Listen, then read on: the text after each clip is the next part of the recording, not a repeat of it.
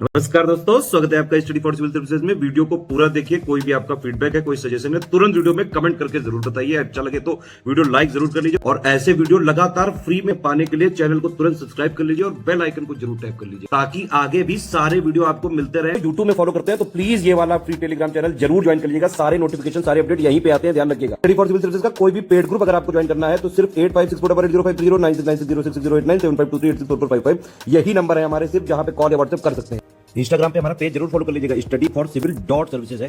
Twitter पे हमको जरूर फॉलो कर लीजिएगा, @studyforcivils है।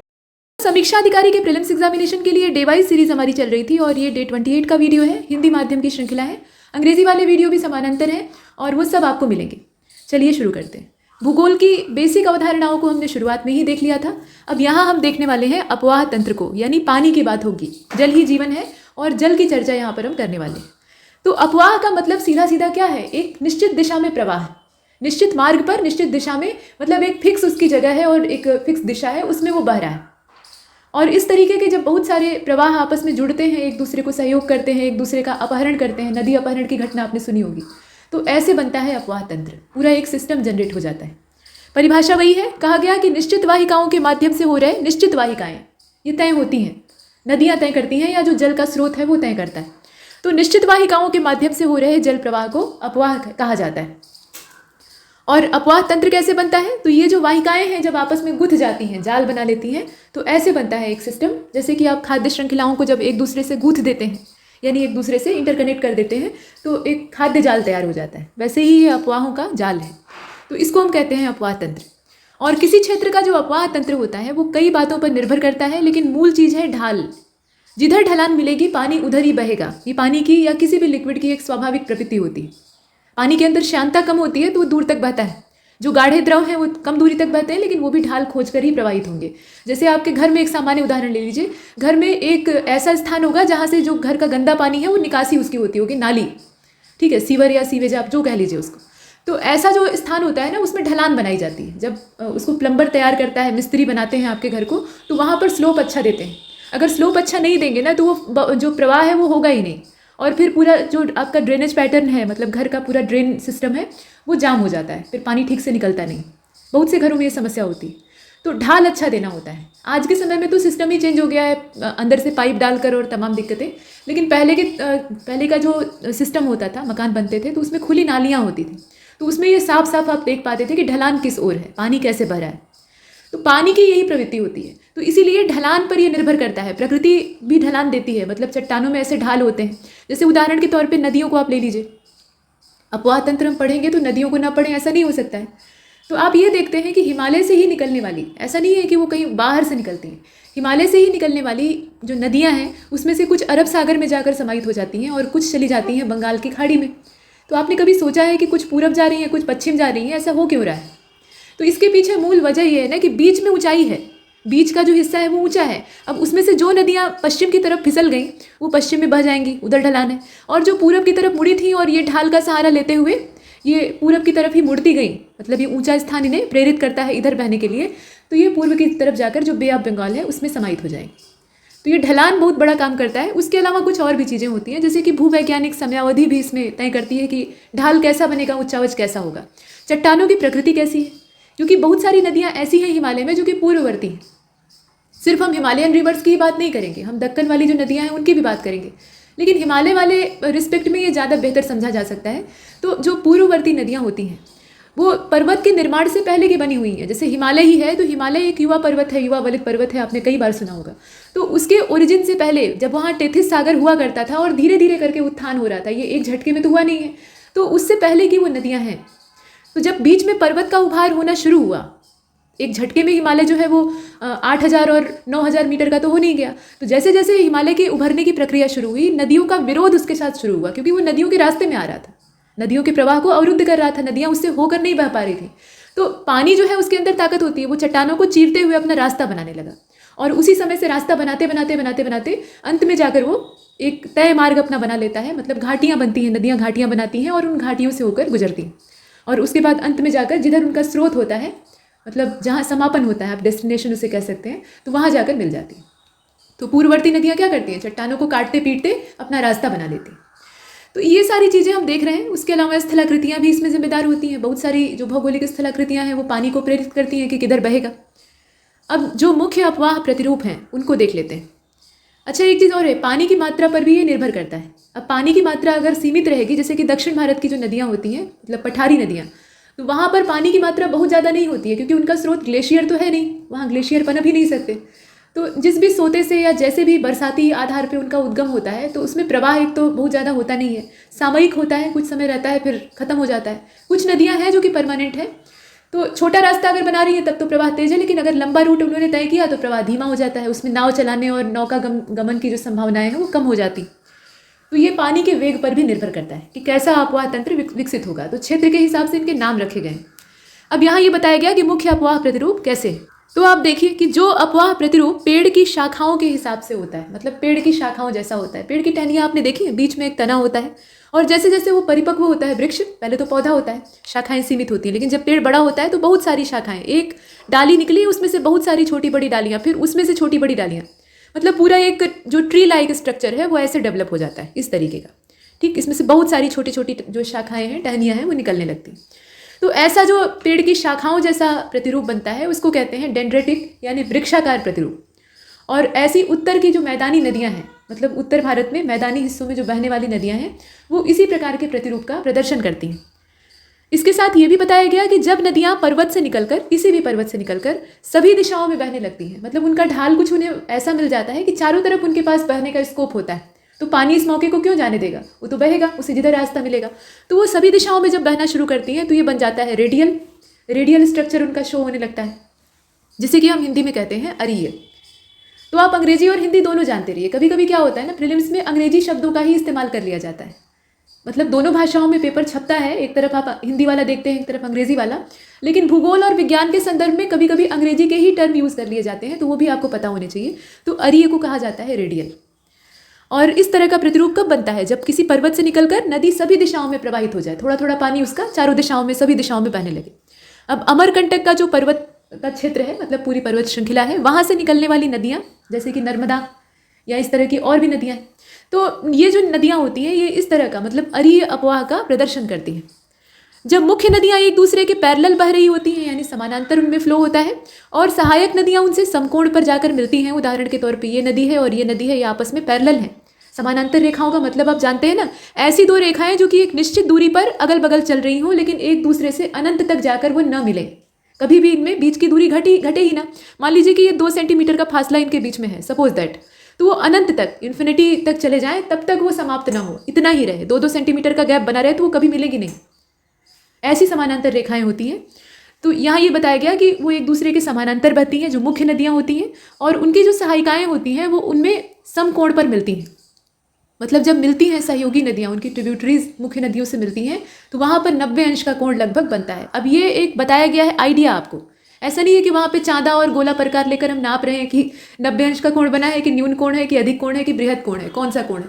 वो एक सामान्य जो देखने में आता है कि 90 अंश के कोण का या समकोण जैसी जो संरचना है उसका निर्माण करती है।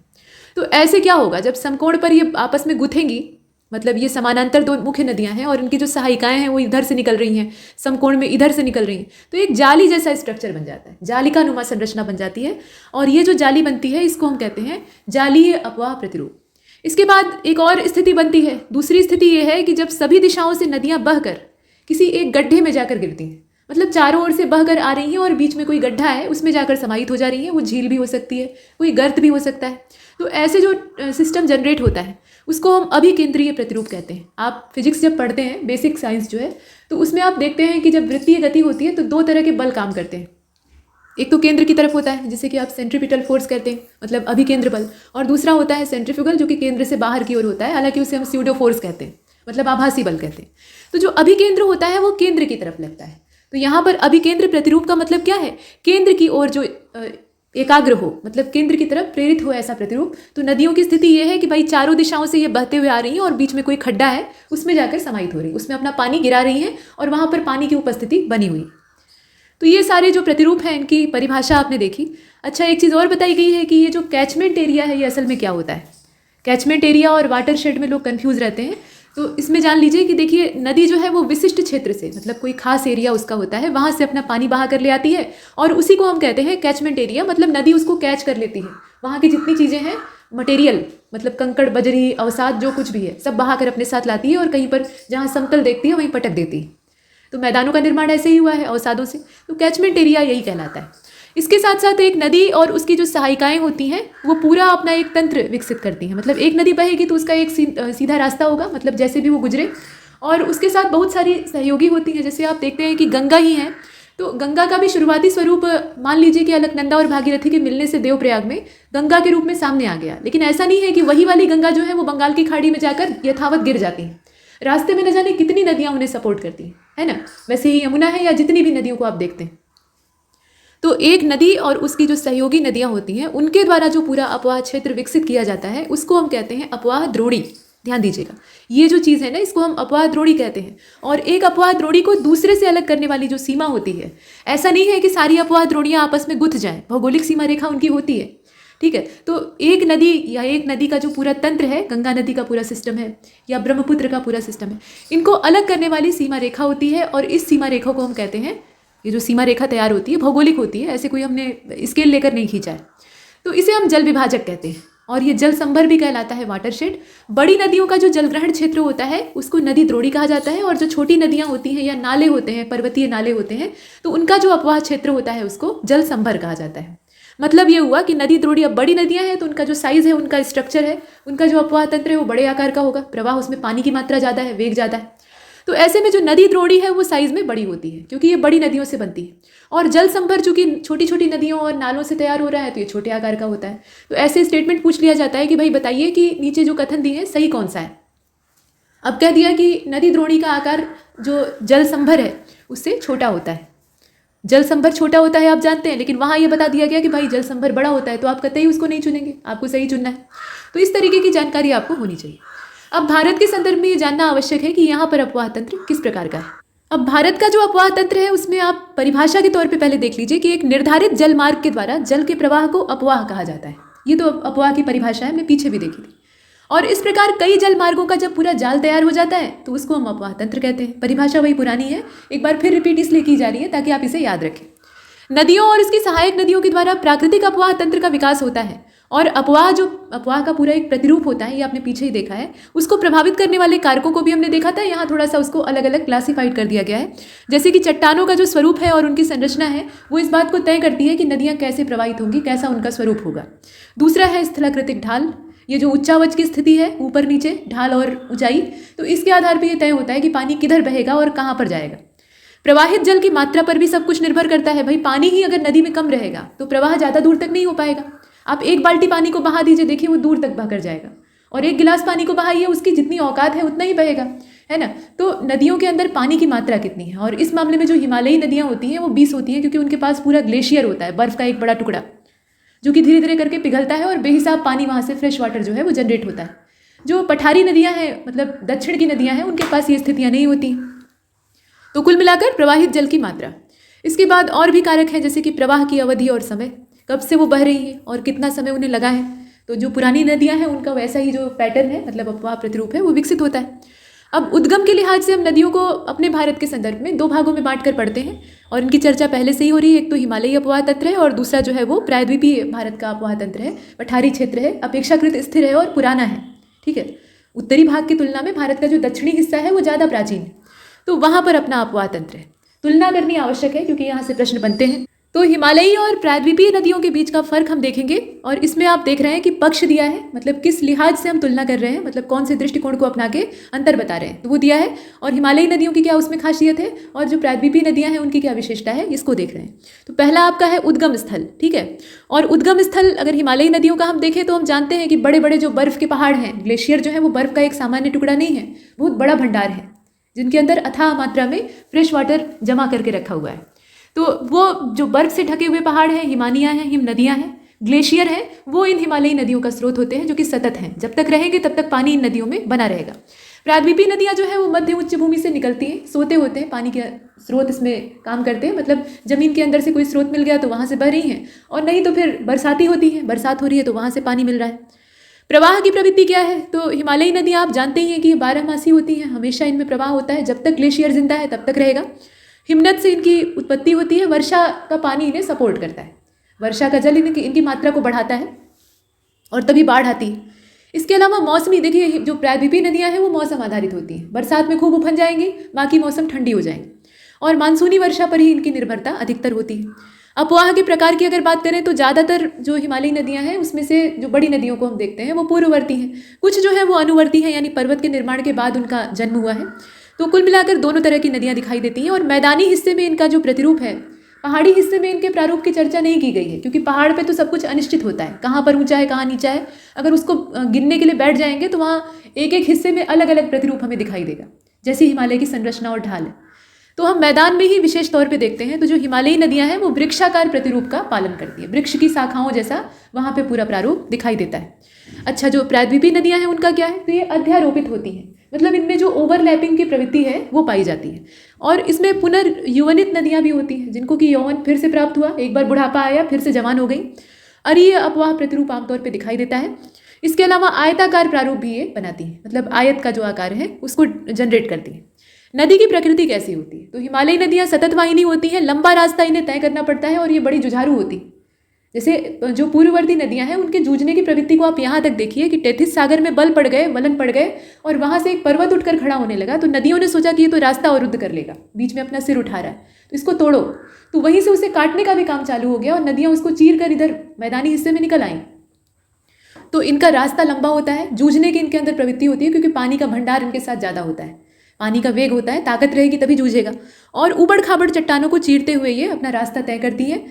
अभिशीर्ष अपरदन इनमें होता है। नदी अपहरण की भी घटना होती है। एक दबंग नदी जो बड़ी वाली है वो छोटी वाली को किडनैप कर लेती है, उसका पानी अपने में मिला के उस पर अपना लेबल चिपका लेती है कि ये मेरी मोनोपोली है, ठीक है, मतलब ये जो पूरा एरिया है ये मेरी मोनोपोली में आता है और इस पर मेरा अधिकार। तो ऐसे नदी अपहरण की घटना भी जो हिमालयी नदियाँ हैं उसमें देखी जाती है। ये सीधी सादी नहीं होती हैं, दबंग होती हैं। और मैदानों में इनका जल मार्ग बदलने का भी नेचर पाया जाता है। विसर्प भी बनाती हैं कभी कभी, जब रास्ता इन्हें सही से नहीं मिलता है तो विसर्प का निर्माण करती हैं। क्यों करती हैं उस पर हम चर्चा आगे करेंगे। अच्छा, सुसमायोजित घाटियों के साथ जो दक्षिण की नदियां हैं बड़ी शरीफ होती हैं। शरीफ होने के पीछे रीज़न ये है ना, देखिए कमज़ोर आदमी हमेशा सीधा ही होता है, ये एक फैक्ट है। टेढ़े कुछ लोग होते हैं लेकिन वो भी जब भुगत लेते हैं परिणाम उसका तो सीधे हो जाते हैं। मतलब आपके पास अगर सामर्थ्य कम है तो आप उछलेंगे तो फिर परिणाम उसका गंभीर होगा, तो इसलिए सीधे साधे। तो नदियाँ जो है ये दक्षिण भारत वाली ये कैसी होती हैं? सीधी सादी होती हैं। इनका एक तय रास्ता होता है। सुसमायोजित घाटियाँ होती हैं जो कि ज़्यादा इधर उधर नहीं होती हैं, मतलब एक तय उनका रास्ता होता है और निश्चित मार्ग होता है। इसमें मार्ग बदलने की प्रवृत्ति, पानी ही उतना नहीं होता, मार्ग कहाँ से बदलेंगे। और अगर पानी की मात्रा ज़्यादा भी हुई तो रास्ता छोटा होगा, तो छोटा रास्ता हुआ तो उन्हें वो समय ही नहीं मिलेगा कि वो रास्ता बदले। जैसे नर्मदा को ले लीजिए, नर्मदा को एक छोटा रास्ता मिला, अरब सागर में जाकर गिर जाती हैं, तो इतना ज़्यादा वेग रहता है। धुआंधार प्रपात जो है वो नर्मदा के ही वेग का एक नमूना है। तो वेग तो रहता है उसके अंदर, लेकिन रास्ता ही ज़्यादा लंबा नहीं मिला, तो उसमें ज़्यादा घूमने फिरने और अलग अलग रास्ता बनाने की गुंजाइश नहीं होती है। जलग्रहण क्षेत्र अगर हिमालयी नदियों का देखें तो पानी की मात्रा इनके पास भरपूर है, प्रचंड मात्रा है। अगर बांध ना बने होते तो फिर वेग देखने लायक होता। बहुत सारी नदियों का वेग तो इसलिए समाप्त हो चुका है क्योंकि इतने सारे डैम उन पर बना दिए गए। जैसे गंगा को खुद ले लीजिए, टिहरी डैम बनने के बाद पानी की मात्रा में बहुत प्रभाव पड़ा है, ठीक है। भागीरथी जो गंगा की मुख्य वाहिनी है, जो कि गंगोत्री हिमनद से निकल कर आती है, तो उस पर जो टिहरी डैम बना है इसका बहुत विरोध भी हुआ था। गंगा की धारा ही पूरी प्रभावित हो गई, ठीक है। मतलब गंगा की जो मुख्य धारा होती है या मुख्य वेग होता है उसके साथ हमने अपने फायदे के लिए छेड़छाड़ की। और गंगा के प्रदूषित हमेशा बने रहने के पीछे भी यही रीज़न है। नदियों के शुद्ध रहने के पीछे कारण क्या होता है? उनमें प्रवाह बना रहता है, हमेशा बहता हुआ पानी होता है। तो बहते हुए पानी की विशेषता है कि वो साफ रहेगा, गंदगी तो वहाँ से बहकर समुद्र में चली जाएगी। तो समुद्र भले ही डिस्टर्ब हो जाए, प्रदूषित हो जाए, लेकिन नदियाँ साफ बनी रहेंगी। और गंगा को भी शुद्ध करने का भी अच्छा तरीका यही है कि भाई सारे डैम के फाटक खोल दीजिए। जो डूबेगा सो डूबेगा, बाढ़ आएगी सो आएगी, परिणाम चाहे जो हो, जल प्रलय मचे, लेकिन गंगा साफ हो जाएंगी तत्काल के लिए। लेकिन ये स्थायी समाधान नहीं है, फिर आप कचरा गिराएंगे फिर गंदी होंगी। तो ये सारी चीज़ें कुल मिलाकर बात यह है कि बहुत बड़ी द्रोणी ये बनाती है क्योंकि पानी की मात्रा इनके पास भरपूर होती है। जो दक्षिण की नदियाँ हैं उनके पास उतना पानी ही नहीं है, पानी आएगा कहाँ से, बर्फ तो वहाँ है नहीं, तो इनकी द्रोणी छोटी होती है। और नदी की आयु की बात करें तो ये हमेशा युवा बनी रहती है। मतलब जो हिमालयी नदियाँ हैं, युवा और प्रौढ़ावस्था कुछ नदियों की देखने के लिए मिलती है। क्रियाशील और घाटियाँ इनकी काफ़ी गहरी होती हैं। कुल मिलाकर यहाँ सारा जो दारोमदार है ना वो पानी पर निर्भर है, पानी के अमाउंट पर निर्भर है, उसके वेग पर निर्भर है। तो एक तो इन्हें हिमालय का अच्छा खासा ढलान मिल जाता है, ठीक है। ढालू जो क्षेत्र है हिमालय का, मैदान की तरफ आप पहाड़ से उतरेंगे तो क्या होगा, ढाल में आप नीचे उतर रहे हैं। तो आपने कभी ये महसूस किया है, किसी ऊंचे स्थान से जब आप नीचे की ओर जाते हैं तो आपकी रफ्तार बढ़ जाती है। चढ़ना मुश्किल होता है, उतरना आसान होता है, रफ्तार पे बल्कि कंट्रोल करना पड़ता है।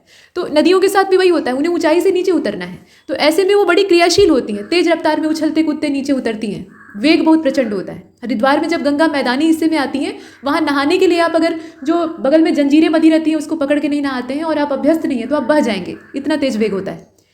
तो वो डैम बनने के बाद की स्थिति है, पहले का न जाने क्या। और घाटियों को ये गहरा करने की क्षमता रखती है, इतना तेज वेग होता है कि पानी जो है जब बार बार चट्टानों के बीच से होकर गुजरता है तो अपना रास्ता बड़ा बनाता जाता है, गहरा बनाता जाता है। तो ये प्रवृत्ति जो है ये हिमालयी नदियों में पाई जाती है। जो प्रायद्वीपीय नदियाँ होती हैं उसमें क्या होता है, इसमें प्रवणित परिच्छेदिका वाली प्रौढ़ नदियाँ पाई जाती हैं, ठीक है। इनकी जो परिच्छेदिका है, इनका जो विच्छिन्न क्षेत्र है वो कैसा होता है, वो प्रवणित होता है, उसमें प्रवणता पाई जाती है और ये प्रौढ़ होती है। इनकी अवस्था आमतौर पे युवा नहीं होती है, ये एक तरह से बीच वाली एज की होती है और अपने आधार तल तक ये पहुंचती है। तो कुल मिलाकर ये अंतर हमने देखा हिमालयी और प्रायद्वीपीय नदियों में। अब एक एक करके जो मुख्य नदियां हैं जिससे कि परीक्षा में प्रश्न पूछे जा सकते हैं उनको देख लेते हैं। तो गंगा नदी का अपना एक पूरा तंत्र है, सिर्फ गंगा अकेले नहीं, उनके बहुत सारी सपोर्टर हैं। तो अपनी द्रोणी और अपना सांस्कृतिक महत्व दोनों के दृष्टिकोण से गंगा भारत की सबसे महत्वपूर्ण नदी है। गंगा जो है वो भारत की सबसे महत्वपूर्ण नदी है, इसमें कोई संदेह नहीं है। और यह नदी उत्तराखंड राज्य का जो उत्तरकाशी जिला है वहाँ पे गोमुख नाम का स्थान है, गाय के मुख की जैसी आकृति है उसकी, और वहाँ पे है गंगोत्री हिमनद जिससे कि पिघलने से पानी बनता है और वहाँ से जनरेट होती है भागीरथी। 3900 मीटर की ऊंचाई पर ये स्थित है और वहाँ पर इसका नाम होता है भागीरथी। बाद में देवप्रयाग जो जगह है, पंचप्रयाग जो उत्तराखंड के हैं, उसमें से देवप्रयाग जो जगह है वहाँ पर भागीरथी का मिलन होता है अलकनंदा के साथ, और जब दोनों मिल जाती हैं तो इनका मूल स्वरूप सामने आता है जो कि है गंगा। हालांकि और भी पर्वतीय नदियाँ इन्हें सपोर्ट करती हैं और ये मध्य और लघु हिमालय श्रेणियों को काटती हैं। जब हिमालय उठना शुरू हुआ तो गंगा को लगा कि भाई ये तो रास्ता रोक लेगा, तो प्रवाह को वो काटते काटते आगे बढ़ती हैं। तो मध्य और लघु हिमालय को काटकर, महान हिमालय इसलिए नहीं क्योंकि इनकी अवस्थिति ही उत्तराखंड में है और ऊपर नहीं है, ठीक है। तो लघु और मध्य हिमालय को ये काटकर तंग महाखड्डों से, महाखड्ड मतलब गहरी गहरी घाटियां बनाती हैं, लेकिन वो संकरी होती है, चौड़ी नहीं होती है। समय के साथ चौड़ी भी हो जाएगी अगर प्रवाह बना रहा, लेकिन फिलहाल वो जो तंग महाखड्ड हैं, सकरे हैं, वहाँ से होकर गुजरती हैं। देवप्रयाग नाम की जो जगह है वहाँ पे भागीरथी अलकनंदा से मिलती हैं और फिर गंगा कही जाती है। और इसी भागीरथी पर बना दिया गया है टिहरी डैम, जो कि इसकी पूरी इसका जो पूरा प्रवाह है, इसकी जो पूरी ताकत है उसको खत्म कर दिया है। गंगा नदी हरिद्वार में मैदान में प्रवेश करती है, यहाँ से वो जमीनी जो समतल इलाका है वहाँ बहने लगती है और यहाँ से पहले दक्षिण की ओर और फिर दक्षिण पूर्व की ओर और फिर पूर्व की ओर बहती हैं। मतलब लगातार इनका जो थोड़ा थोड़ा स्वरूप है वो बदलता रहता है और अंत में होता ये है समापन। समापन कहाँ पे हो रहा है, दक्षिण मुखी ये हो जाती हैं, दक्षिण की तरफ मुंह कर लेती हैं और दो जल वितरकाओं में ये विभाजित हो जाती हैं। एक तो बन जाती है भागीरथी और दूसरी बन जाती है पद्मा। तो कुल मिलाकर नदी की लंबाई कितनी हुई, 2525 किलोमीटर, याद रखिएगा। और उत्तराखंड में जो इसकी लंबाई है वो मात्र 110 है। यूपी में सबसे ज़्यादा है, यूपी में कितना है, 1450 किलोमीटर। और अगर उत्तराखंड को भी हम पहले उत्तर प्रदेश का ही हिस्सा देखते थे, बाद में ये अलग हुआ, तो अगर इसको भी जोड़ लें तो आप समझ सकते हैं कि यूपी में कितना ज़्यादा गंगा का अस्तित्व दिखाई देता है। मतलब ओरिजिन भी यहीं से था और अंत में पूरी जो लंबाई है, मैक्सिमम लंबाई है, वो भी यहीं पर दिखाई देती है। बिहार में मात्र 445 किलोमीटर है, पश्चिम बंगाल में 520 है। इतना मार्ग तय करते हुए कुल मिलाकर 2525 किलोमीटर गंगा तय करती है और अंत में बंगाल की खाड़ी में ब्रह्मपुत्र के साथ डेल्टा बनाते हुए समाहित हो जाती है। गंगा द्रोणी केवल भारत में लगभग 8.6 लाख वर्ग किलोमीटर के क्षेत्र में, आप समझ सकते हैं कितना विस्तार है, तो इतने बड़े क्षेत्र में फैली हुई है और ये भारत का सबसे बड़ा अफवाह तंत्र है। भारत के संदर्भ में, सिर्फ भारत के संदर्भ में कहा जा रहा है, तो ये भारत का सबसे बड़ा अफवाह तंत्र है, इसको आप याद रखेंगे। यमुना गंगा की सबसे पश्चिमी और सबसे लंबी सहायक नदी है और यमुना आजकल प्रदूषण से कुछ ज़्यादा ही परेशान है। इसका स्रोत यमुनोत्री हिमनद है जो कि हिमालय में बंदरपूंछ की श्रेणी, जैसे गोमुख नाम का स्थान है वैसे ही ये बंदरपूंछ श्रेणी है, यहाँ से जो पश्चिमी ढाल है वहाँ पे स्थित है और इसकी ऊंचाई कुछ ज़्यादा ही है, 6316 मीटर। प्रयागराज में ये गंगा से मिलती है, ठीक। सबसे बड़े तीर्थ के तौर पे हम प्रयागराज को देखते हैं। वैसे तो सारे तीर्थ महत्वपूर्ण हैं, हिंदू धर्म में जितने भी तीर्थ हैं सभी इंपॉर्टेंट हैं, लेकिन इसमें अगर आप देखें तो प्रयागराज जो है ये सबसे ऊपर कहा जाता है, तीर्थराज कहा जाता है। तो यहाँ पर गंगा यमुना और सरस्वती का आपस में मेल होता है, ऐसा हम देखते हैं। लेकिन मूल रूप से जो सरस्वती है वो तो हमें दिखाई नहीं देती, ऐसा माना जाता है कि गायब हो गई। गंगा और यमुना को मिलता हुआ हम देखते हैं। चंबल नदी मध्य प्रदेश के मालवा के पठार में महू के निकट निकलती है, मतलब महू के पास से इसका जो उद्गम है वो होता है। यहाँ ध्यान दीजिएगा, ये महू है, मऊ नहीं है। मऊ जो है वो तो यूपी का है जिला। और उत्तरमुखी हो जाती है। मतलब चंबल जो है वो महू से निकलती है, महू के पास से, और उसके बाद उत्तर दिशा की ओर मुंह कर लेती है और एक महाखड्ड बनाती है और राजस्थान में पहुंच जाती है कोटा। क्या वो CPMT और माफ कीजिए नीट और JEE की तैयारी करने जाती है? ऐसा नहीं है। उसका जो ढाल है ना वो उधर की ओर ही जाता है, मतलब जो उच्चावच है वो उसको उधर की ओर प्रवाहित करने के लिए विवश करता है। तो राजस्थान में ये कोटा पहुंचती है और वहाँ पर इस पर डैम बना दिया गया है। नदियों का प्रवाह देखा नहीं कि बस उससे फ़ायदा लीजिए, जितना आप प्रकृति को निचोड़ सकते हैं उतना निचोड़िए, यही प्रवृत्ति मनुष्य की है। तो इस पर डैम बनाया गया है जिसका नाम है गांधी सागर बांध। तो ये बात हो रही है चंबल की। अब कोटा पहुंचती है तो कोटा से ये बूंदी, सवाई माधोपुर और धौलपुर पहुंचती है और अंत में जाकर इसका मिलन कहाँ होता है? यमुना में होता है। चंबल अपनी उत्खात भूमि वाली जो भू आकृतियाँ हैं उनके लिए प्रसिद्ध है, जिसको कि चंबल खड्ड कहा जाता है। और ये जो खड्ड है यहाँ बीहड़ तैयार होते हैं। फिर आप गब्बर सिंह को देखते हैं। इसके बाद गंडक को देख लें। 2 धाराओं, गंडक की बात हो रही है। गंडक नदी 2 धाराओं काली गंडक और त्रिशूल गंगा, इनके आपस में मिलने से बनती है। इसका पुराना नाम ऋग्वैदिक नाम है सदानीरा। वो आपने राजा और उनके पुरोहित की कहानी सुनी है ना, आग जलाते हुए वो पूर्व दिशा की ओर प्रस्थान करते हैं और रास्ते में हर जगह जंगल को जलाते हुए अपना पूरा एरिया बनाते जाते हैं, लेकिन गंडक के किनारे पहुंचते हैं, सदानीरा के किनारे पहुंचते हैं तो वहाँ आग बुझ जाती है ना। तो ये गंडक वही है। और ये नेपाल हिमालय में जो धौलागिरी और माउंट एवरेस्ट का बीच का स्थान है, यानी एकदम ऊंचाई वाला पोर्शन, वहाँ से निकलती है और मध्य नेपाल से ये प्रवाहित होते हुए भारत में प्रवेश करती है। गंडक नदी उत्तर प्रदेश में प्रवाहित नहीं होती है, ध्यान दीजिएगा। यूपी में इनका अपवाह नहीं दिखाई देता है। कोसी एक पूर्ववर्ती नदी है, मतलब हिमालय के उद्गम से पहले की बनी हुई है और इसका जो स्रोत है वो तिब्बत में माउंट एवरेस्ट के उत्तर में है। अब समझ लीजिए कितनी बड़ी बड़ी जो पर्वत चोटियाँ हैं उनको चीरते हुए निकलती है और इसकी मुख्य धारा अरुण जो है वो वहीं से जनरेट होती है। इसका मतलब ये है कि और भी सपोर्टर जब इसमें मिलती हैं तो बनती है कोसी, लेकिन मूल रूप से जो इसका ओरिजिन हम देखते हैं वहाँ से अरुण नदी का उद्गम होता है और अरुण से मिलकर ये सप्त कोसी बन जाती है और इस तरीके से ये पूरा जो सिस्टम है कोसी का वो जनरेट होता है। बिहार में इसे शोक के तौर पर माना जाता है। हालांकि बिहार में उपजाऊ मिट्टी या जो मैदानी क्षेत्र है उसका ये निर्माण भी करती है, लेकिन रास्ता बदलने के लिए कुख्यात है। मतलब ये इसके अंदर ऐसी प्रवृत्ति पाई जाती है कि जब बाढ़ वाला पानी इसके अंदर आए तो ये मार्ग बदलने लगती है। कब किस गांव में घुस जाएगी और बहा ले जाएगी कुछ भरोसा नहीं।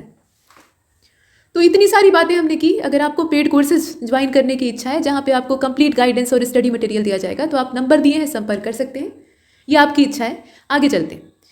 यहाँ पे पॉइंट्स दिए हुए हैं और भी बुलेट पॉइंट एक के बाद एक दिखाई दे रहे हैं। रामगंगा की बात की जा रही है। रामगंगा जो है ये गढ़वाल की पहाड़ियों से निकलने वाली थोड़ा सा तुलनात्मक रूप से छोटी नदी है। अब बाकी जो नदियाँ हैं वो इतनी भारी भरकम है कि उससे तुलना करेंगे तो ये छोटी दिखाई देगी और शिवालिक को ये पार कर जाती है। ठीक है, शिवालिक की श्रेणी को चीर कर बाहर निकलती है और उसके बाद इसका रास्ता जो है वो दक्षिण पश्चिम की तरफ हो जाता है।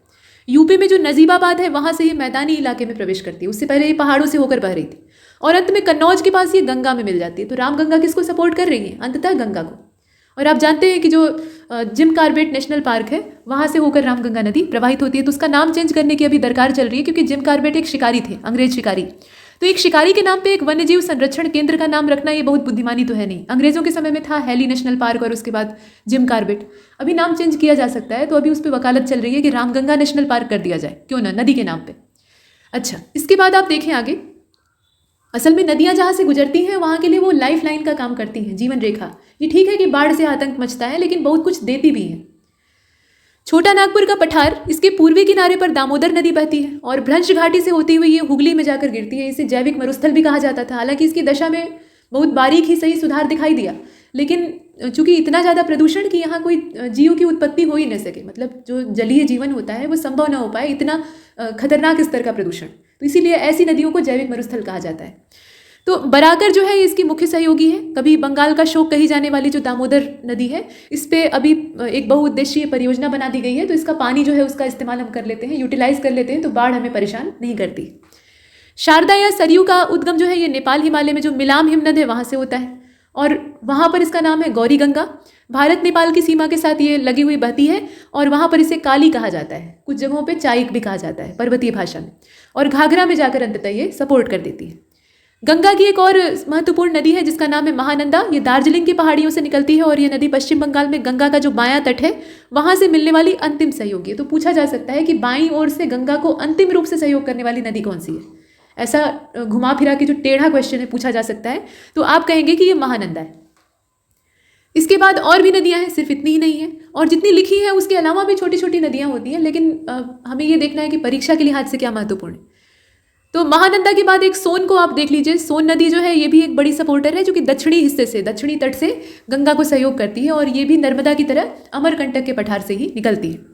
गंगा हरिद्वार में मैदानी भागों में प्रवेश करती है और गंगा झारखंड की सीमा पर स्थित जो राजमहल की पहाड़ी है उसके उत्तर की ओर प्रवाहित होती हुई पश्चिम बंगाल का जो फरक्का नाम का स्थान है वहां से बांग्लादेश में प्रवेश करती है और वहां पर इन्हें कहा जाता है पद्मा, नाम बदल जाता है, वहां पर पद्मा कहा जाता है। अलकनंदा नदी चमेली, टिहरी और पौड़ी गढ़वाल जिले से होकर बहती है। ठीक है, अलकनंदा का जो विस्तार है या प्रवाह है उसमें चमेली मतलब चमोली और टिहरी, पौड़ी, गढ़वाल इन जिलों से होकर बहती है। चमोली जिले की जो नगर पंचायत है, मतलब बद्रीनाथ की बात हो रही है, तो वो अलकनंदा के तट पे स्थित है। चमेली जो नाम है ना, यही वास्तविक नाम है, बाद में उसका नाम बिगड़कर चमोली हो गया, तो ये प्रोनाउंसिएशन का थोड़ा सा फर्क है। आदि शंकराचार्य को आप जानते ही हैं कि दक्षिण भारत में इनका जन्म होता है और ये सनातन धर्म के उत्थान का संकल्प लेते हैं, और वो भी उस समय जब बौद्ध धर्म एकदम अपनी प्रचंड सीमा पे था, फायदा उठा रहा था वैदिक संस्कृति के पतन का, क्योंकि उत्तर वैदिक काल के बाद वर्ण व्यवस्था और तमाम जो कुरीतियाँ हैं वो वैदिक धर्म को जकड़ चुकी थी। तो बुद्ध के रूप में लोगों को एक सरल विकल्प दिखाई दे रहा था और लोग तेजी से बौद्ध बनते जा रहे थे। राजाओं का भी खूब सपोर्ट था, तो शंकराचार्य ने अपना लाठी उठाया और वो तय किए कि भाई सनातन धर्म को फिर से जीवित करेंगे, और इसी के लिए उन्होंने भारत के 4 कोनों पर, मतलब चतुष्कोणीय एक तरह से हमारी आकृति है देश की, तो 4 कोनों पर 4 मठों का निर्माण किया और वहाँ से वो अपने धर्म यात्रा का संचालन करते थे। लाठी लेकर अपने शिष्यों के साथ निकलते थे और सनातन धर्म का पाठ लोगों को पढ़ाते थे और बौद्ध बनने से रोकते थे। बौद्ध धर्म के विस्तार को भारत में रोकने का एक क्रेडिट जो है वो शंकराचार्य को भी दिया जाता है। हालांकि और भी कारण थे, बौद्ध धर्म के सिकुड़ जाने के पीछे और भी कारण थे। ये माना जाता है ना, भारत में इसका ओरिजिन था लेकिन बाहर ये फैला और अंदर पनप नहीं पाया, तो हूणों का आक्रमण और तमाम जो बीच की दिक्कतें थी वो भी इसमें भागीदार बनती हैं। फिलहाल यहाँ हम नदियों की बात कर रहे हैं, तो शंकराचार्य के द्वारा जो 4 पीठ है उसमें से बद्रीनाथ ये उत्तर में है, तो ये अलकनंदा नदी से संबंधित है। केदारनाथ की बात करें, केदारनाथ महादेव, तो यहाँ से रुद्रप्रयाग की ओर बहने वाली नदी का नाम है मंदाकिनी और ये चोराबाड़ी ताल से निकलती है।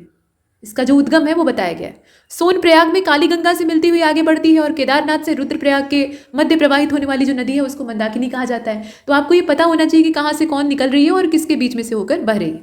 इसके बाद आप देखें यहाँ पर और भी चीज़ें हैं। रुद्रप्रयाग में मंदाकिनी अलकनंदा से मिलती है और केदारनाथ मंदाकिनी नदी के तट पे ही है। पूछा जाता है, ऐसे क्वेश्चन पूछे जाते हैं कि फलाने स्थान जो प्रसिद्ध स्थान है वो किस नदी के तट पे है, तो केदारनाथ जो है ये मंदाकिनी नदी के तट पर अवस्थित है।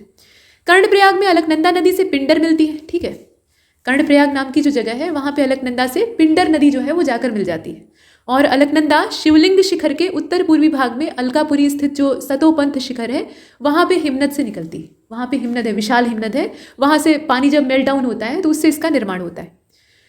हिमालय से निकलने वाली बहुत सी नदियां गंगा में आकर मिलती हैं, ये तो आप जानते ही हैं। गंगा को जो मूल स्वरूप हम देखते हैं वैसे ही नहीं, उसमें बहुत सारी नदियों का पानी मिला हुआ है। तो कुछ नदियां जैसे कि रामगंगा, शारदा, सरयू की बात हो रही है, घाघरा, गंडक, कोसी, जमुना, और सिर्फ इतनी ही नहीं है, ये तो मुख्य नदियों की बात हुई। आगे बढ़ते हैं, ये नक्शा जरा देख लीजिए, नक्शे से आपको बेहतर समझ में आएगा। इसमें सभी नदियों का चित्रण किया गया है। तो पहले हम उत्तर की नदियों को देखेंगे और अगला वाला जो लेक्चर होगा उसमें दक्षिण भारत की जो नदियां हैं उनको देखेंगे। तो उत्तर की नदियों में से कुछ की चर्चा हमने की थी, यहाँ देख लेते हैं, इसे और बड़ा कर लेते हैं।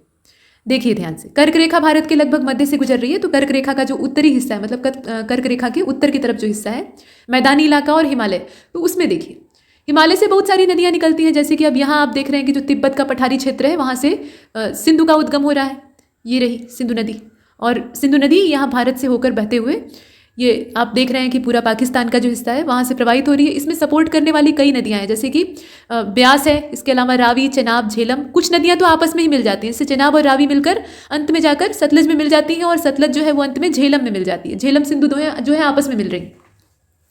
यहाँ पे ब्यास नदी आप देख रहे हैं, ये बुलर झील है, बुलर झील को आप देखते हैं। गंगा नदी का उद्गम हो रहा है उत्तराखंड से, ये अलकनंदा और भागीरथी आपस में मिल रही है, गंगा बन रही है। और यमुना जो है ये और ऊपर से ही निकल कर आ रही है बंदरपूंछ से, और अंत में जाकर इनका जो मिलन है वो प्रयागराज में हो जा रहा है, इलाहाबाद में। शारदा नदी यहाँ पहाड़ पर से उतर रही है, ये आकर इधर मिल रही है। घाघरा को आप देख ही रहे हैं, सब नेपाल हिमालय को क्रॉस करके आ रही है। गंडक को आप देखिए, ये भी यहीं से उद्गम हो रहा है। सोन नदी जो है ये दक्षिणी हिस्से से आ रही है, अमरकंटक से इनका उद्गम होता है और अंत में जाकर ये दक्षिणी सिरे से गंगा की मुख्य शाखा को सपोर्ट कर रही है। गंगा नदी इन सारी नदियों का पानी लेते हुए आगे चल रही है और यहाँ पर नेपाल हिमालय वाला जो हिस्सा है इसको क्रॉस करते हुए कोसी मैया जो है वो गंगा में मिल जा रही है। इसके बाद गंगा का प्रवेश हो रहा है बांग्लादेश में, और इधर से आप देख रहे हैं कि ये सांगपो नदी जो कि तिब्बत के पठारी इलाके से निकलकर लंबी बहती हुई आ रही है और वो अरुणाचल वाले हिस्से से प्रवेश करती है भारत में, और यहाँ पर यू टर्न लेती हुई बीच में आप देखते हैं ना, यू टर्न लेती हुई ये प्रवाहित होती है। यू टर्न क्यों लेती है? हिमालय का वहाँ मोड़दार स्ट्रक्चर है, इस वजह से। तो उसके बाद ये अंत में हमारे देश में ब्रह्मपुत्र के नाम से जानी जाती है। पुल्लिंग नदियों के नाम कम मिलते हैं, ज़्यादातर स्त्रीलिंग में ही मिलते हैं, लेकिन ये ब्रह्मपुत्र है, मतलब ये पुल्लिंग है। तो ब्रह्मपुत्र नदी अंत में जाकर बांग्लादेश में गंगा के साथ मिल जाती है, डेल्टा बनाती है, और डेल्टा जो है वो सुंदरबन का डेल्टा कहलाता है। और ये कहानी यहाँ समाप्त होती है, गंगा सागर में मिल जाती है। ठीक, तो ये आप देखें, बांग्लादेश में होता यह है कि इधर से आपकी जो गंगा है ना, वो बहुत सारी नदियों का पानी बटोरकर अपने साथ लेकर चल रही है। ब्रह्मपुत्र इधर से आ रही है, पूरब से पश्चिम या आप कह लीजिए कि दक्षिण की ओर उनका जो रुख है वो हो जाता है। क्रम से आप देख रहे हैं, पहले तो पश्चिमवर्ती होकर बह रही है, उसके बाद ये दक्षिण मुखी हो जा रही है, ढाल इधर की तरफ ही है। और यहाँ पे ये तिकोना आकृति डेल्टा का निर्माण करती है, जो कि सबसे बड़ा मैंग्रोव इलाका है। सुंदरी के वृक्ष यहाँ पाए जाते हैं, इसलिए इसको सुंदरबन का डेल्टा कहते हैं। रॉयल बंगाल टाइगर का घर है ये, आपकी कर्क रेखा है। तो इस तरीके से हमने देखा। अच्छा, यहाँ सांभर नमक वाली झील है, ये चंबल नदी है, चंबल घाटी, ये बेतवा है। और यहाँ आप देख रहे हैं ये राणा प्रताप सागर और गांधी सागर परियोजनाएं हैं, नदी घाटी परियोजनाएं। गोविंद वल्लभ पंत सागर को आप यहाँ देख रहे हैं। अच्छा, पठारी नदियों का है, तो उसमें आप देख रहे हैं अमरकंटक से नर्मदा का उद्गम हो रहा है। नर्मदा जो है वो अंत में जाकर अरब सागर में एस्चुरी बनाते हुए गिरती। तापी नदी जो है वो भी अरब सागर में गिरती है। छोटा रास्ता इनका है, बहुत लंबा रूट नहीं तय करना होता है। और नीचे वाली जो नदियां हैं उनको हम अगले लेक्चर में देखेंगे, जिसमें कि हम दक्षिण की सभी नदियों पर विस्तार से चर्चा करेंगे। थोड़ा सा फिजिक्स को देख लीजिए, भौतिक विज्ञान, मोड यहाँ चेंज कर लेते हैं। ज्योग्राफी से सीधा सीधा हम साइंस में एंटर कर रहे हैं। देखिए, ऊष्मा गतिकी और ऊष्मा संचरण। ऊष्मा क्या है? एक प्रकार की ऊर्जा है, और उसका गमन कैसे होता है, मतलब वो एक माध्यम से दूसरे माध्यम में कैसे जाती है, कौन कौन से तरीके हो सकते हैं, डायरेक्ट तरीका या किसी चीज़ के माध्यम से, वो सब हम देखने वाले हैं। तो सबसे पहले तो जानिए कि हीट यानी ऊष्मा क्या होती है। तो ऊर्जा है, ये तो आप जानते हैं। और ऊर्जा है, वैसे भी पूरे ब्रह्मांड में दो ही चीज़ें हैं, एक तो पदार्थ है, दूसरा ऊर्जा है। तो ऊर्जा का ये स्वरूप है, और ये पदार्थों के मध्य तापांतर को व्यक्त करता है। मतलब ताप का अंतर, हर पदार्थ का टेम्परेचर एक जैसा नहीं होता है, तो उससे हमें ये पता लगता है कि किसके अंदर ऊष्मा की मात्रा कितनी है, ज़्यादा है कि कम है। ऊष्मा एक स्थान से दूसरे स्थान को स्थानांतरित होती है, और यह स्थानांतरण हमेशा हमेशा ध्यान दीजिएगा, अधिक ताप वाले पदार्थ से कम ताप वाले पदार्थ के बीच में होता है। समझ रहे हैं? मतलब टेम्परेचर जिस चीज़ का ज़्यादा रहेगा वो अपने से कम तापमान वाली चीज़ को ढूंढेगा और उसमें हीट को ट्रांसफ़र करेगा। जैसे आपको कोई चीज़ ठंडी करनी होती है तो आप क्या करते हैं? जैसे एक सामान्य तरीका पहले के समय में होता था, आजकल तो लोग पंखा चलाकर रख देते हैं, ठंडा हो जाता है। लेकिन गर्म हलवा है या दूध है या कोई भी चीज़, खाने का सामान ठंडा करने के लिए लोग पानी में रख देते थे। मतलब कटोरे में रखा और उस कटोरे को पानी की बाल्टी में रख दिया, तो होता क्या है कि वो पानी को अपनी हीट दे दिया, जो गर्म चीज़ है, पानी का तापमान उसकी तुलना में कम है, तो पानी वहाँ का हल्का गर्म हो जाता है और वो बर्तन में रखा सामान जो है वो ठंडा हो जाता है। ऐसे ही बाकी चीज़ों की भी बात है। जाड़े के मौसम में आप आग सेक रहे हैं, हाथ आपके गर्म है, कोई ठंडे हाथ वाला आदमी आया और वो आपका हाथ पकड़ लिया, तो धीरे धीरे करके आपके हाथ का टेम्परेचर कम हो जाएगा और उसका हाथ जो है वो हल्का गर्म हो जाएगा। मतलब तब तक ऊष्मा का प्रवाह चलता रहेगा जब तक कि दोनों ही जो स्रोत हैं, मतलब एक से दूसरे में ऊष्मा का स्थानांतरण हो रहा है, तो दोनों स्रोतों में ताप की मात्रा बराबर न हो जाए, तब तक वो चलता रहेगा। दोनों में इक्वल हो जाएगा तो उसके बाद वहीं पर वो जो स्थानांतरण है वो रुक जाएगा। तो वही बताया गया।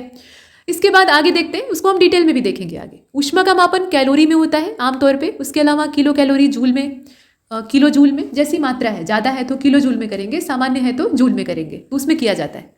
ऊष्मीय ऊर्जा के स्थानांतरण की जो परिमाणात्मक धारणा है उसको एक लक्षण के द्वारा, मतलब एक सामान्य परिभाषा के द्वारा हम प्राप्त करते हैं। जैसे यहाँ बताया गया कि 1 किलोग्राम जल 10 डिग्री सेल्सियस होने पर करीब 42,000 जूल ऊर्जा मुक्त करता है। ये समझाने के लिए।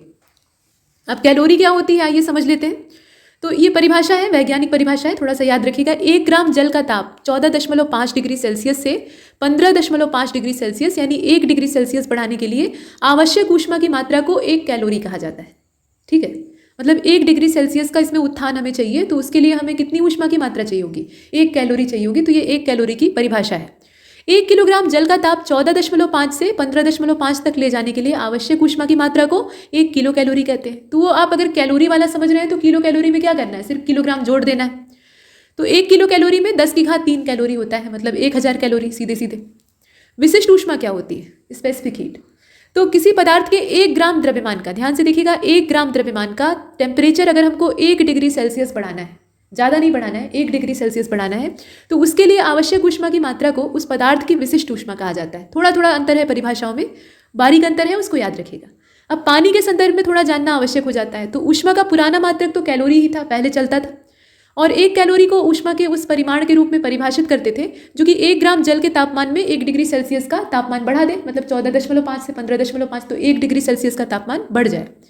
अब बाद में जब और ज़्यादा टेक्नोलॉजी डेवलप होती है, पैमाने विकसित होते हैं, तो परिशुद्ध मापों में ये पाया गया कि जल की विशिष्ट ऊष्मा में थोड़ा सा अलग परिवर्तन होता है। वो सामान्य पदार्थों की तरह से नहीं व्यवहार करता है, वहाँ पर कुछ अलग ही चीज़ें हमें देखने के लिए मिलती हैं।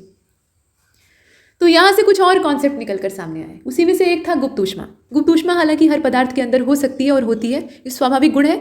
सामान्यतः जब किसी पदार्थ को हम ऊष्मा देते हैं यानी गर्मी देते हैं तो उसका टेम्परेचर बढ़ेगा, ये कॉमन बात है। हालांकि पदार्थ की जो भौतिक अवस्था है वो परिवर्तित करने के लिए जब उसको ऊष्मा दी जाती है तो पदार्थ के ताप में वृद्धि नहीं होती है, हाँ, पदार्थ की अवस्था बदल जाती है। मतलब आप उस पदार्थ की अवस्था बदलना चाहते हैं तो अवस्था बदलने के लिए क्या करना होगा, उसको टेम्परेचर देना होगा। मतलब टेम्परेचर या तो उसमें बढ़ाना होगा या फिर कम करना होगा। अगर आप उसे ठोस बनाना चाहते हैं तो कम कर दीजिए, अगर आप उसे लिक्विड में कन्वर्ट करना चाहते हैं तो बढ़ा दीजिए, गैस में कन्वर्ट करना चाहते हैं तो और बढ़ा दीजिए सामान्य स्थितियों में।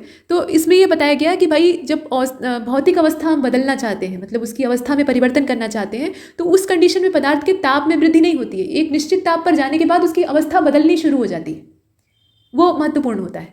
अतः पदार्थ की अवस्था बदलने के लिए जो दी गई ऊष्मा है उसको गुप्त ऊष्मा कहा जाता है। मतलब उतनी आवश्यक मात्रा जिससे कि उसकी स्टेट में परिवर्तन आ जाए, उसकी अवस्था में परिवर्तन आ जाए, उसको हम कहते हैं गुप्त ऊष्मा। ये दो प्रकार की होती है। एक तो संगलन की गुप्त ऊष्मा होती है, मतलब किसी चीज़ को पिघलाने के लिए आवश्यक, और दूसरी होती है वाष्पन की गुप्त ऊष्मा, मतलब किसी चीज़ को गैस अवस्था में यानी भाप बनाने के लिए आवश्यक। तो आइए देखते हैं। ठोस को द्रव अवस्था में परिवर्तित करने के लिए जो आवश्यक ऊष्मा की मात्रा है उसको गलन की गुप्त ऊष्मा या संगलन की गुप्त ऊष्मा कहा जाता है। और बर्फ से संगलन की गुप्त ऊष्मा जो है, मतलब बर्फ को पिघलाना है आपको, तो उसकी जो गुप्त ऊष्मा है वो 3.34 × 10⁵ जूल प्रति किलोग्राम होती है। मतलब 1 किलोग्राम बर्फ के लिए अगर पिघलाना है और उसके लिए आवश्यक गुप्त ऊष्मा की आवश्यकता है तो वो कितनी होगी, 3.34 × 10⁵ इसके बाद आप देख रहे हैं कि द्रव को अगर आपको भाप में बदलना है, मतलब वाष्पन की गुप्त ऊष्मा, तो आवश्यक ऊष्मा की मात्रा जो है वो वाष्पन की गुप्त ऊष्मा कहलाएगी। ये परिभाषा सामान्य है, सिर्फ आप नाम से समझ सकते हैं। जल के वाष्पन की गुप्त ऊष्मा 22.5 × 10⁵ जूल प्रति किलोग्राम होती है।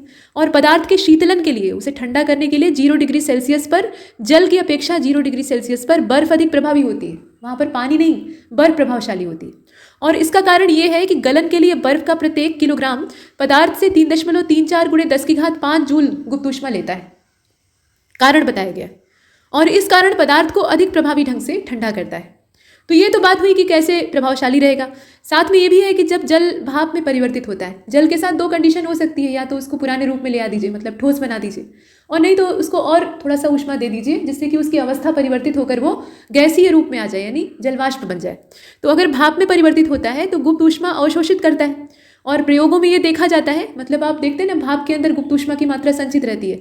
तो अगर आप भाप से जलते हैं, गर्म पानी में आप हाथ डाल दीजिए तो भी हाथ जलेगा, फफोला पड़ेगा। लेकिन आप सब्जी ढके हुए हैं या कोई चीज़ ढका हुआ है, उसके अंदर खूब ज़्यादा वाष्प बन गई है, जल वाष्प, और एकाएक से आप ढक्कन हटाते हैं और वो जो भाप है वो सीधा आपके मुंह पर या हाथ पर लगती है, तो उसकी जलन बर्दाश्त करना बहुत मुश्किल हो जाता है, ज़्यादा जलता है। ठीक है, तो भाप से जलने पर तकलीफ ज़्यादा होती है। उसके पीछे कारण क्या है, क्योंकि भाप के अंदर छिपी हुई ऊष्मा है, गुप्त ऊष्मा है। यद्यपि दोनों जो है, मतलब दोनों की स्थिति को अगर देखें तो 100 डिग्री सेल्सियस के समान ताप पे होते हैं। पानी उबलता है 100 डिग्री सेल्सियस पे, भाप भी उसी समय बनती है। तो इसकी वजह यह है कि उबलते जल की अपेक्षा भाप में कुछ मात्रा में ऊष्मा जो है वो छिपी हुई होती है, इसीलिए इसको गुप्त ऊष्मा कहते हैं। 100 डिग्री सेल्सियस तो प्रत्यक्ष रूप से है, उसके अलावा कुछ ऐसी भी ऊष्मा होती है जो कि उसे भाप के रूप में बदल रही है, मतलब द्रव से उसकी अवस्था बदल के उसे गैस में कन्वर्ट कर रही है, और वही वाली ऊष्मा आपको भारी पड़ जाती है, मतलब उसी की वजह से ज़्यादा जल जाता है। भाप हमारी त्वचा पर पड़ती है तो संघनित होकर पानी बनाती है, एक ये रीज़न बताया गया है। और जब संघनन होता है तो क्वथनशील जल की अपेक्षा करीब 22.5 × 10⁵ जूल प्रति किलोग्राम ज़्यादा ऊष्मा निकलती है। अब समझ लीजिए इतना ज़्यादा ऊष्मा एक्स्ट्रा है, तो इस वजह से उबलते हुए जल की अपेक्षा जो भाप से निकलने वाली ऊष्मा है वो हमारे लिए असहनीय हो जाती है। थोड़ा सा इकोनॉमी को देख लेते हैं। तो भारतीय राज्यों में मानव विकास को देखने की आवश्यकता है। भारतीय राज्यों में सबसे पहले वर्ष 1995 में ये शुरुआत बताई गई है, कहाँ से शुरुआत होती है, तो मध्य प्रदेश राज्य के द्वारा मानव विकास रिपोर्ट को जारी किया गया था। तो ये पूछा जा सकता है कि मानव विकास रिपोर्ट कब और कहाँ से जारी हुई, तो यहाँ आपको वेन्यू पता होना चाहिए, मध्य प्रदेश राज्य, और समय पता होना चाहिए 1995। भारत में राज्यों के मानव विकास के संदर्भ में तुलनात्मक स्थिति के आकलन हेतु योजना आयोग के द्वारा वर्ष 2002 में पहली राष्ट्रीय मानव विकास रिपोर्ट को प्रकाशित किया गया था। ये पहली बार प्रकाशित हुई थी, ध्यान दीजिएगा, वर्ष था सन 2002। इसमें मानव विकास की दृष्टि से जो पहली मानव विकास रिपोर्ट जारी हुई थी उसमें केरल का पहला स्थान था, पंजाब दूसरे स्थान पर था और तमिलनाडु तीसरे स्थान पर था। महाराष्ट्र का चौथा और हरियाणा का 5वां स्थान था। हमारा कोई दूर दूर तक नामो निशान नहीं दिखाई दे रहा है। ये तो बात हुई मानव विकास की। ये छोटा सा टॉपिक था, इससे पूछा जा सकता है, एक आध प्रश्न बन सकते हैं। इसके बाद अंतर्राष्ट्रीय व्यापार में आप ये जान लीजिए कि जो प्रत्यक्ष विदेशी निवेश है, बहुत चर्चा आप इसकी सुनते हैं, और भुगतान संतुलन, ये होता क्या है। ये अर्थव्यवस्था से संबंधित जो परिभाषाएं हैं ना, इनसे प्रश्न सीधे बन जाते हैं। तो किसी देश के निवासियों का शेष विश्व के साथ समग्र आर्थिक लेन देन का जो वार्षिक विवरण है वो भुगतान संतुलन कहलाता है। मतलब कोई भी देश है, वहाँ रहने वाले जो लोग हैं वो पूरे दुनिया के साथ अपना आर्थिक लेन देन करते हैं। मतलब आप इस समय तो ग्लोबलाइजेशन का ज़माना है, तो सारे दुनिया के देश जो है वो आपस में जुड़े हुए हैं, एक दूसरे से अपनी आवश्यकताएं पूरी कर रहे हैं। तो ऐसे में जो एक देश के निवासी हैं वो दुनिया के दूसरे देशों के साथ आर्थिक लेन देन करते हैं। तो इसका जो वार्षिक लेखा जोखा होता है, वार्षिक विवरण होता है, उसी को हम कहते हैं भुगतान संतुलन। भुगतान संतुलन एक प्रकार का ब्यौरा होता है जो कि किसी भी अवधि के दौरान व्यावसायिक इकाइयों, सरकार जैसी संस्थाओं के बीच में किए गए प्रत्येक मौद्रिक लेन देन को अभिलिखित करता है। सब कुछ दर्ज होता है। यह देश में आने वाले धन के प्रवाह की निगरानी में सहायता करता है और किसी देश की वित्तीय स्थिति का बेहतर तरीके से मूल्यांकन करने में सहायता करता है। मतलब ये लेन देन पता लगेगा तो उसके आधार पर हम ये तय कर सकते हैं कि उस देश की इकोनॉमिकल कंडीशन कैसी है। प्रत्यक्ष विदेशी निवेश क्या होता है वो भी जान लीजिए। तो देखिए, प्रत्यक्ष विदेशी निवेश FDI जिसे आप कहते हैं, ये किसी कंपनी या व्यक्ति के द्वारा एक देश में दूसरे देश, मतलब एक देश में दूसरे देश में स्थित जो व्यावसायिक हित हैं उनमें किया गया निवेश होता है। ये सीधा सीधा होता है, प्रत्यक्ष होता है। और FDI आर्थिक विकास का एक महत्वपूर्ण चालक होता है। ऐसे निवेश से निवेशकों को दूसरे देश की उस कंपनी के प्रबंधन में कुछ शेयर हासिल हो जाता है, कुछ हिस्सा उनके पास आ जाता है और उसमें वो पैसा लगाते हैं। तो विदेशी निवेश भी दो रूपों में आता है। एक तो पोर्टफोलियो होता है और दूसरा होता है प्रत्यक्ष विदेशी निवेश। मतलब एक FPI होता है और दूसरा FDI होता है। और उसमें से भी जो FDI होता है उसके दो प्रकार होते हैं। एक तो ग्रीन फील्ड निवेश होता है जिसमें कि दूसरे देश में एक नई कंपनी ही इस्टेब्लिश कर ली जाती है, और दूसरा होता है पोर्टफोलियो। इसके तहत विदेशी कंपनी के शेयर खरीद लिए जाते हैं। तो या तो आप कंपनी इस्टेब्लिश कर लीजिए तो वो सीधा सीधा ग्रीन फील्ड हो जाएगा, और नहीं तो पोर्टफोलियो वाले में यह है कि आप कंपनी तो नहीं खरीद रहे हैं या कंपनी वहाँ नहीं इस्टेब्लिश कर रहे हैं, लेकिन किसी विदेशी कंपनी के आप शेयर होल्डर बन जाते हैं। मतलब उतना शेयर आपका है। 2019 में सरकार की जो FDI पॉलिसी थी 2017 वाली, उसमें संशोधन किया गया और कोयला खनन गतिविधियों में स्वतः मार्ग के तहत 100% FDI की अनुमति देने के लिए FDI प्रवाह में वृद्धि की जाती है।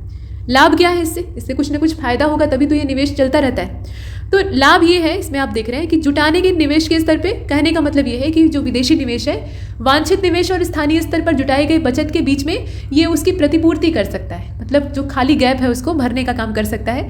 दूसरा ये है कि प्रौद्योगिकी का अपग्रेडेशन होता है, मतलब उसे अपग्रेड किया जाता है। तो विकासशील देशों के पास जो मशीनरी है और उपकरण है उनको विदेशी निवेश के साथ स्थानांतरित करके टेक्निकल नॉलेज बढ़ाना और उन्हें समृद्ध करना, ये एक कारण हो सकता है, मतलब एक लाभ हो सकता है। और निर्यात प्रतिस्पर्धा को भी सुधारा जा सकता है इस माध्यम से। मतलब मेजबान देश अपने निर्यात प्रदर्शन में सुधार ला सकते हैं इसके जरिए, और लाते भी हैं। रोजगार के अवसर पैदा होंगे। जो विकासशील देश है वहाँ पे आधुनिक क्षेत्रों में रोजगार पैदा करेगा। मतलब निवेश यहाँ किया जाएगा तो वो क्षेत्र डेवलप होगा, और डेवलप होगा तो वहाँ पर नए नए रोजगार जनरेट होंगे। उपभोक्ताओं को सीधे सीधे लाभ होगा। विकासशील देशों में उपभोक्ताओं को नए उत्पादों के माध्यम से प्रत्यक्ष विदेशी निवेश से सीधा सीधा लाभ होता है। और प्रतिस्पर्धा बढ़ती है तो आपस में एक दूसरे से होड़ लगती है कंपनियों की, तो सब अपना बेहतर माल देना चाहेंगे, तो सबकी सेवाएं अच्छी हो जाएंगी। तो इसका फायदा किसको होगा? उपभोक्ताओं को हो जाएगा।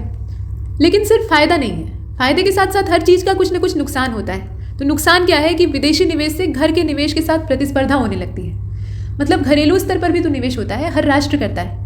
तो अगर प्रत्यक्ष विदेशी निवेश उसमें टांग अड़ाने लगे तो समस्या होती है, और इससे जो गृह उद्योग हैं, हमारे घरेलू उद्योग हैं, देसी उद्योग हैं, उनका मुनाफा खराब होने लगता है, उन्हें फ़ायदा कम होने लगता है, वो घाटे में जाने लगते हैं। और घरेलू बचत भी जाने लगती है, क्योंकि बाहर से अगर निवेश कोई कर रहा है तो वो आपके यहाँ से एक्सप्लोटेशन करके ले जाएगा। ये तो वही कॉलोनी बनाने वाली स्थिति हो गई। अब ये है कि सीधा सीधा धन का अपहरण यहाँ से नहीं कर रहे हैं, धन ले नहीं जा रहे हैं, लेकिन उसके बदले में कुछ देकर आपका पैसा ले जा रहे हैं।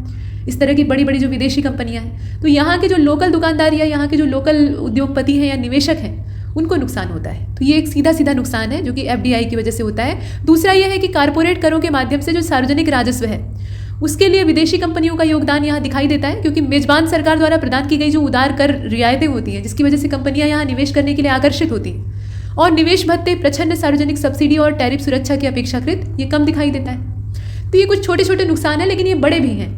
बाहर की कंपनियां जब आकर किसी विकासशील राष्ट्र में, आमतौर पे विकासशील राष्ट्र में ही ऐसी स्थितियां देखने के लिए मिलती हैं, वहाँ पे अपना निवेश करती हैं, अपना रोजगार लगाती हैं या किसी कंपनी का शेयर खरीद लेती हैं, तो इससे होता यह है कि धन की जो वो अवधारणा है, या आप कह लीजिए कि धन का जो वो अमाउंट है वो उस कंपनी के हिस्से में आ जाता है, मतलब उस राष्ट्र की संपत्ति उसको बनते देर नहीं लगती।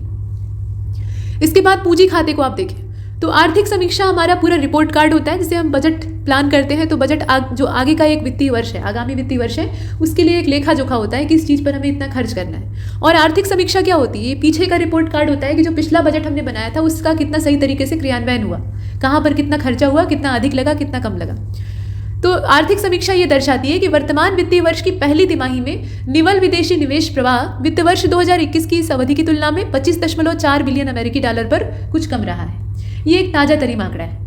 और नवंबर 2021 तक का जो आंकड़ा था उसके हिसाब से निवल प्रत्यक्ष विदेशी निवेश यानी वही FDI की बात हो रही है, और सकल FDI प्रवाह मुख्य रूप से कम इक्विटी निवेश के कारण कम रहा है।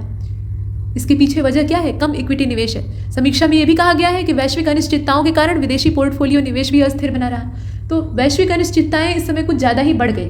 तो ऐसा डामाडोल जो अस्थिर विश्व है उसकी वजह से आर्थिक स्थितियों में बदलाव आते हैं, तो ये प्रत्यक्ष विदेशी निवेश भी उससे प्रभावित होता है। तो इस लेक्चर में इतना ही। तब तक के लिए नमस्कार।